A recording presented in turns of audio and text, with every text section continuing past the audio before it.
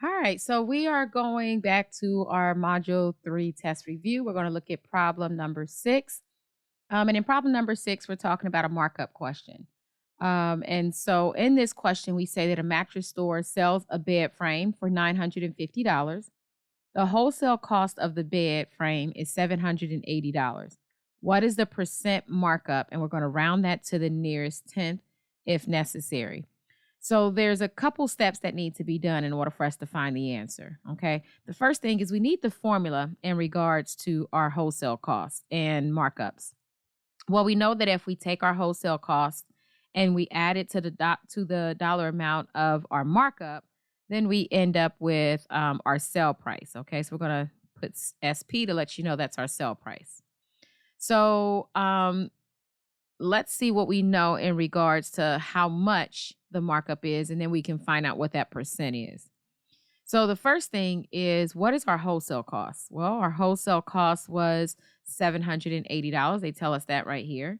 So $780 plus our markup amount. Do we have that information?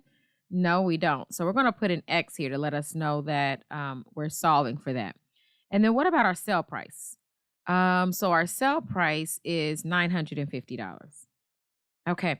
So remember when we have a variable in our problem, the goal is always to isolate the variable. So we need X either equal to some number on the right-hand side, or we have some number on the left-hand side and X is going to be equal to it.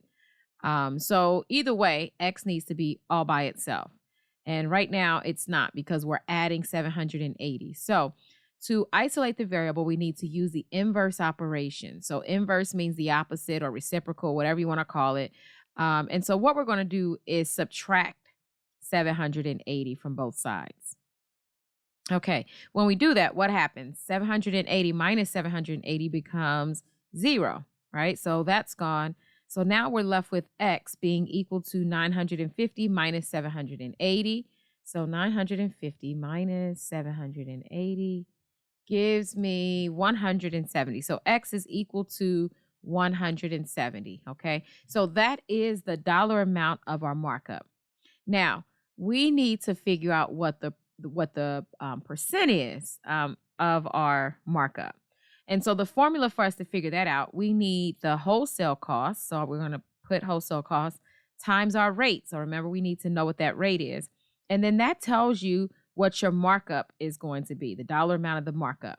Okay. So let's plug this in and see if we're able to figure out what our rate is. So what was our wholesale cost? It's the same. It's going to be 780. That was the wholesale cost. What's our rate? Well, we don't know this one. So let's use a different variable since we used X before. Let's say that this is Y. Okay. So we're saying the wholesale cost times Y is going to be equal to our dollar amount, which is M. And in that case, we called it, what was it? 170. So that was the dollar amount of our markup. So we're doing the same thing. We're just trying to isolate the variable. The variable needs to either look like this: Y is equal to some number, or some number is equal to Y. Okay. So let's try this out. So we've got 780 Y is equal to 170. Okay. It is not isolated. I see that it is being multiplied. So remember, anytime that we have a coefficient and a variable put together like that, that's your sign that that's your symbol saying that it's being multiplied. So in order to undo multiplication, we're just going to use division. So let's divide both sides by 780. All right. Well, 780 divided by 780 gives me 1, right? So I can release that and then just leave the Y, right? And now we need to figure out what is 170 divided by 780. So 170 divided by 780. And that gives me 0. They want me to round to the nearest tenth, right? And we're talking about percent. So if we're talking about percent, remember we need to move 2 places at least so that I can have my percent sign. But because they want me to give them the nearest tenth, I need to go 1 more place. So 3 places, right? So we'll have 0.21. And let's look at this 7. Should it stay a 7 or should we go up to an 8? Remember, your next door neighbor, your right-hand man is going to let you know what happens. So, should we go up to an 8 or should it stay at a 7? Hopefully you realize because we have a 9, this needs to be rounded up to an 8. So it should be 0.218. And I'm going to drop everything else off since I've rounded. All right. So now the final step is we want to convert this into into a percent. And to do that, there's a couple ways. We could say 0.218 times 100. If you do that, you'll come out with 21.8 and then add your percent sign. Or you can use the method that I like, which is just shifting your decimal, right? So shift it twice, once, twice. So it's going to be in between the 1 and the 8. So that is 21.8, right? So either one of these is going to give you the same answer. So what is our percent markup? We marked it up 21.8%. So let's move into our last problem under the markup. It's similar in regards to what we're talking about from the same lesson. This one is going to be, what is it? 7. Yeah, so now we're going to be talking about tips and gratuities. So all of this came from the same module or the same lesson, which was lesson 2.4. So let's look at number 7. All right. So in this problem here, this one is based off of tips and gratuities. Remember, it's the same thing that we did, same process in regards to adding it, gratuities. All right. So what we have is, and this came from section 2.4, Elliot dines at a restaurant and he spends $32.75. The bill includes recommended tip amounts that are shown below, but he's not convinced that these are correct. Do you agree? And what are the actual tip amounts? So first off, let's see. We don't know if he's correct or incorrect. Let's go and work out each of the tips, okay? So remember that when we're talking about a tip, what you're doing is using the price, okay? So the sale price, and you're going to multiply it by whatever the fee is. In this case, it's a tip or gratuity. So we're going to multiply that by the tip percentage, right? And then you can divide that by 100, okay? So let's see what we have. Our price of the bill is going to be $32.75. So $32.75. We're going to multiply that by our tip, which is 15%. So we're starting with B right now. Times 15. And then we're going to divide that by 100. Okay.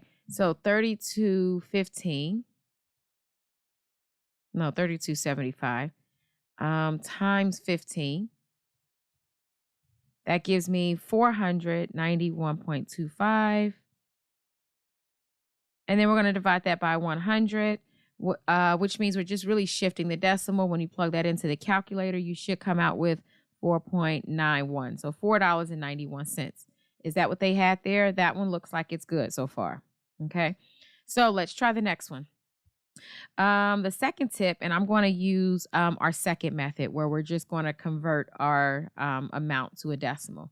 So we're going to do the same process. It's going to be the dollar amount, but instead of the percent, method number 2, remember we're going to say the price times the tip.